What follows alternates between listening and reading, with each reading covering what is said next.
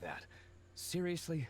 It makes me uncomfortable. Mr. Dark Knight. Not surprised. Stupidest superhero named Paimon's ever heard. You should come up with something more original. Come on, Paimon, you can't do a guy dirty like that. Hello, Zirin here, and welcome to my look at Genshin Impact, where I want to answer the very simple question of, is Genshin Impact worth spending your time on? I will not be coming at this question from the perspective of a veteran, but rather from a completely new player like everyone else who has spent about 25 hours grinding it out, exploring the entire part of the map that can be explored, collecting all the oculi, doing every quest and story I could, and so forth. As I'm not being sponsored in any way, these are solely my opinions, the good and the bad, both of which I want to get into. Before I hop into the nitty gritty of Genshin Impact, let me give a TLDR for those who just want a quick answer. If the idea of playing an anime Breath of the Wild with gacha elements sounds like a good time to you, then you'll probably enjoy Genshin Impact. As for the more complicated answer, well, that's what we're gonna get into. Before we get into that, however, I want to give a quick disclaimer, as I always do when it comes to freemium games. I'm sure all of you know this already, but Genshin Impact is a gacha game. What this means is that in order to get the best characters in the game, you have to roll a gacha, which only gives you a chance to get that character. And the rates are pretty bad, starting at a 0.6% chance to get a 5-star. I want to give a heads up that if you are the type of person who can't resist the temptation of that sweet gacha when your luck gets bad, and you don't have the financial leeway to actually roll a gacha, then do not play Genshin Impact or gacha games in general.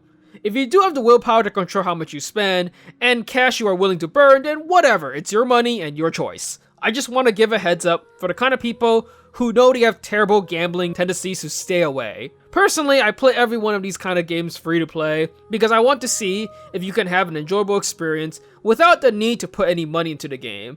And in my opinion, Genshin Impact can be enjoyed even without getting the rarest characters or whatnot. Also, the monetization isn't too intrusive, which is nice, although I might just be saying that because I just came back from playing Guardian Tales, and woof, that game. With that out of the way, let's get into the main topic of the day, which again, is Genshin Impact worth spending your time on? Let's talk about the great things Genshin Impact does first. I read an article while looking up the game before I had any plans of actually playing it, which said something along the lines of, although inspired by Breath of the Wild, you'll find Genshin Impact to be quite different once you play it. And whoever wrote that must have been on something because Genshin Impact is almost a Breath of the Wild clone. Now, I said this before during my Guardian Tales video, but I actually don't think taking heavy inspiration from another game is necessarily a bad thing, as long as you do that something really well, or innovate on the idea even further, and Genshin Impact is a pretty good Breath of the Wild clone. Many of the gameplay elements you are familiar with in Breath of the Wild has been faithfully recreated here. Stuff like an open world to discover, running around with a stamina system, the ability to climb any wall, swim any lake, collectibles to discover by solving puzzles and moving in the wild, unlocking parts of the map by interacting with statues, heck, even the glider system is in the game. When I say it's almost a clone of Breath of the Wild, I really mean it, which again, isn't a negative or anything. Breath of the Wild is a fantastic game, and Genshin Impact does a pretty solid job copying all of these mechanics. Running around and exploring the world of Teyvat is fun in pretty much the same way. Looking for all of the oculi in Mondstadt, it reminds me of the Korok seed hunting I did in Breath of the Wild. Going through the dungeons or instances feel very similar to running a shrine, even if they aren't quite as complicated. There are even some pretty fun puzzle quests spread throughout the world, like this island puzzle that requires you to find a hidden book and set a specific time to solve the quest. The combat, while still being a hack and slash, has a whole element system that's pretty cool, where environmental effects interact with the different elements to create effects. So for instance, if you hit the enemy with a water attack or they're standing in water, and then you hit them with a frost attack, they'll freeze, or electric attacks will do more damage and ricochet to other wet enemies. Fire and electric creates an AoE fire damage, and so forth. While it isn't a groundbreaking system by any means, it's done pretty well, and switching out characters to stack different effects is very fun to do in practice. Every character has a unique attack pattern, active skill, and super of sorts, and having a great combination can really make the player feel like they are just smashing the enemies. At first, it might seem a little complicated, since there are 6 elements in the game: Animo, Geo, Fire, Hydro, Cyro, and Lightning, and with a 7th one, Dendro, coming out later, and each of these elements interact with a different way to each other. But in practice, it does flow pretty naturally, especially once you kind of figure out what team you're running, and honestly, most of the different combinations boil down to does more damage in some way anyways.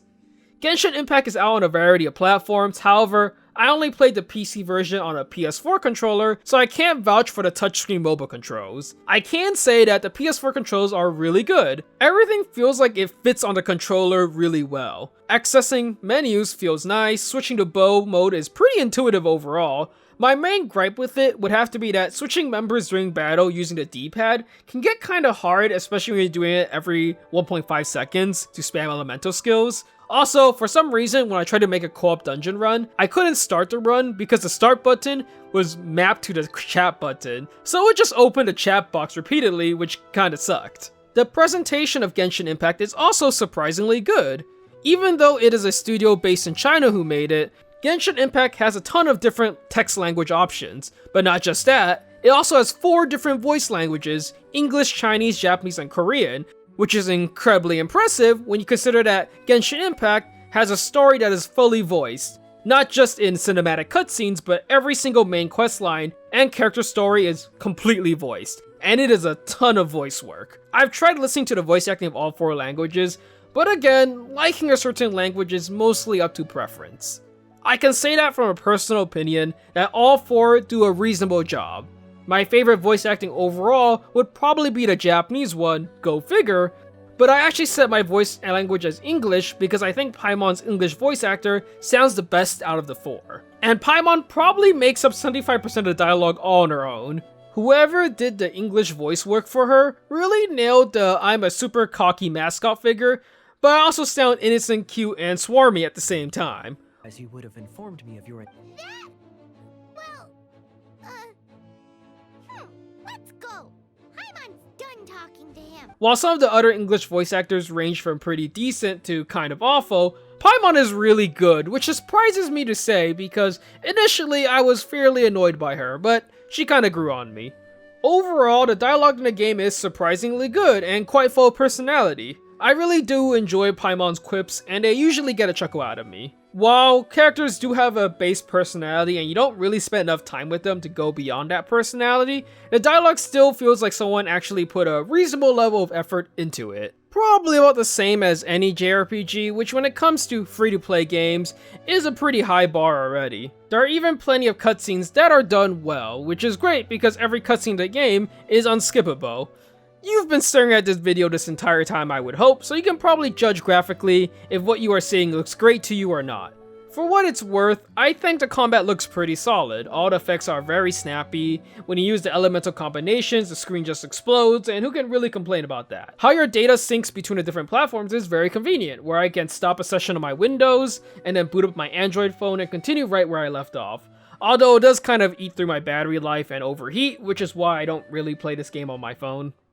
So I've complimented the game quite a bit, but there are some kind of meh things which should give you a better idea if this is the kind of game you want to spend your time on. The first thing I want to tackle here is adventure rank, and a general lack of things to do. I already knew upon first hearing about the adventure rank that it was probably gonna be annoying to deal with. So adventure rank is essentially the rank that artificially gates your progression to the game. Unlike characters which you just throw EXP mats at, you get adventure rank EXP by doing quests, finding waypoints and statues, stamina dungeons, turning in oculi, and opening chests. In order to progress with the story, you have to reach a certain rank cap before you can access it.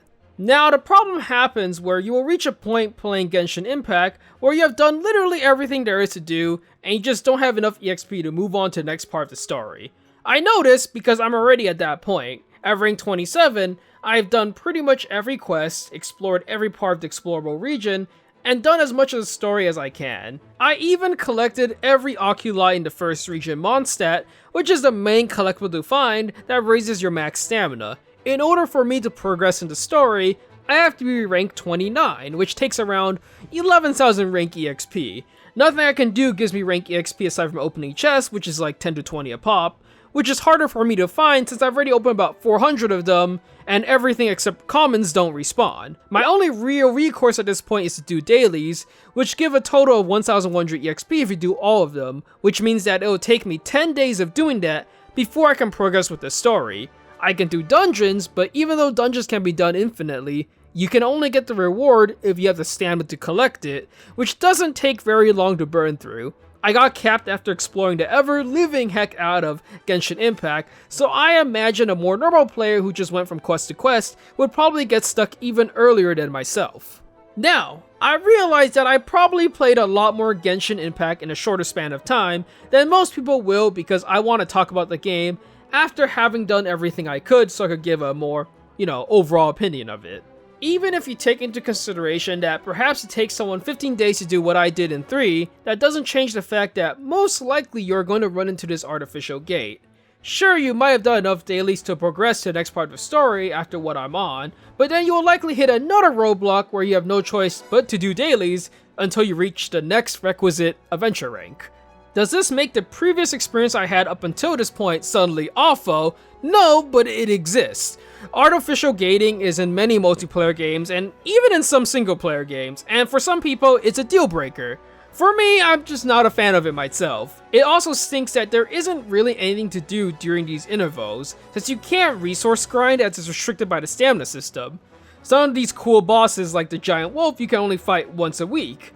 You can explore the world and it's a fantastic world to explore, but it also isn't the biggest currently, and most things don't respawn aside from enemies and common chests, both of which don't really give anything, so once you look through everywhere once, there isn't much point in doing it again. I will say though, it is fun to explore, and currently there isn't healthy enough content that I think you can get a pretty good amount of hours out of it, and the content is only going to grow from here since Genshin Impact is so popular. The next thing to complain about is the multiplayer. Now, I imagine for most people, the co-op system is very enticing, the idea of playing a multiplayer Breath of the Wild.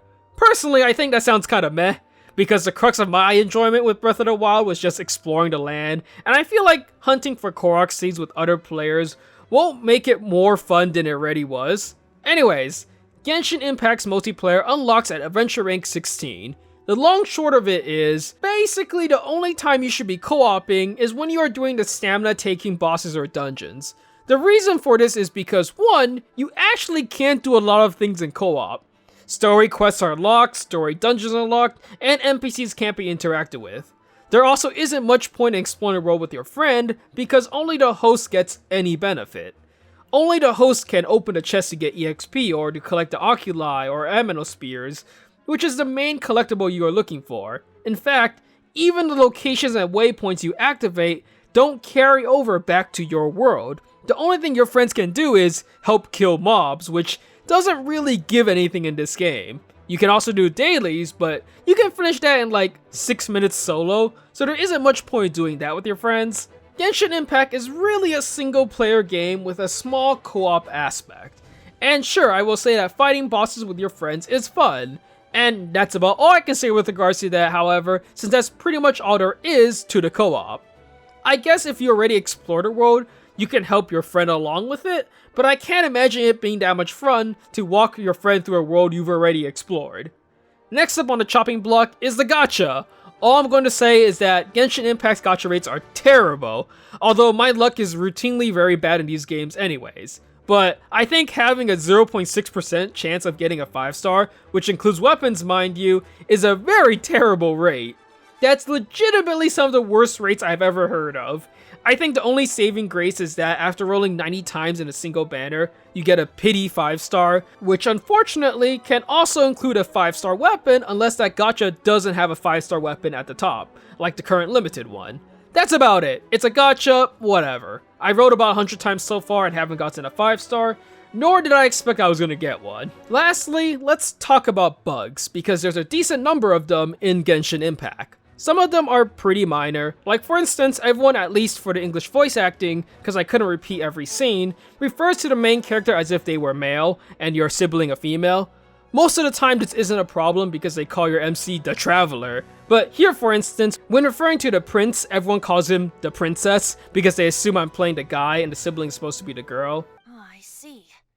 So, the Abyss Order has a princess. They were probably trying to turn Dvalin into... I had times where the lines just bug entirely, where Paimon would just say the same line 3 times in a row, instead of what she's supposed to say. Then there are slightly more gameplay intensive bugs, like when I was fighting Storm Terror, the end boss of the first region, and in the battle I just kinda glitched inside of him and couldn't move until he ended his knockdown phase. I've also gotten stuck in a chair before in the library, where I had to teleport to the nearby waypoint to get out. A friend of mine also had a problem where after finishing Storm Terror and during the epilogue of the first region, his game glitched out and sitting with Amber didn't continue the story. Upon reloading the game, she vanished, and apparently, because he skipped out one of the side quests, he had to go do that before he continued with the main one. It was pretty hilarious to watch, and I didn't have the presence of mind to record it. There's enough bugs in Genshin Impact that I noticed them and at least had to mention them. Hopefully with time, all of these bugs will slowly get patched out, but yeah, there's a decent number of them, and sometimes they can kind of ruin the experience. So that was Genshin Impact. I said in the beginning, but it's basically anime Breath of the Wild. How well it copies the formula is honestly pretty commendable, and it is a fun game, but not without its faults, which is the main thing I want to tell everyone. Even though these faults exist, it doesn't change the fact that for a freemium game, as in a free-to-play game with optional gacha elements, it's pretty fun and surprisingly well presented. Even if the multiplayer is kind of non-existent and the game artificially gates you with adventure ranks, there is still fun to be had, and if what I said about Genshin Impact sounded cool to you in any way, feel free to give it a shot. It just came out, and from what I can see, it's popping, so I assume more content is definitely coming to the game, and fast. Anyhow, the like button is there if you enjoy the content, subscribe if you want to see more from me, notification all buttons to keep up to date of when I release my next video, and I'll be seeing you later. Till next time. Honestly, I wasn't planning on doing Genshin Impact this Saturday, but it just kinda ended up that way thanks to one of my friends. Anyways, here are 2 more of my videos. I'll probably do a visual novel next week because it's been a hot minute, so look forward to that.